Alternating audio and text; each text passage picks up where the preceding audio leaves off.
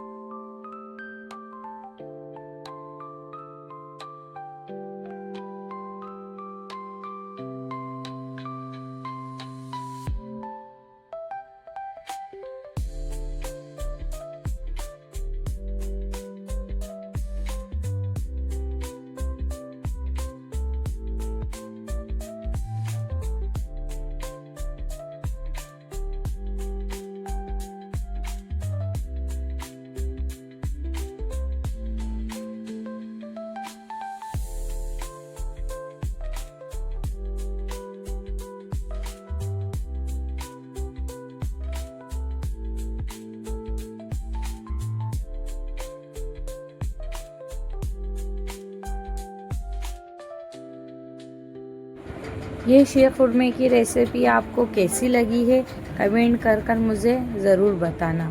और आपको मेरी और मेरी फैमिली की तरफ से ईद मुबारक। मिलते हैं फिर नेक्स्ट वीडियो में। तब तक के लिए अल्लाह हाफिज़, bye, thank you for watching.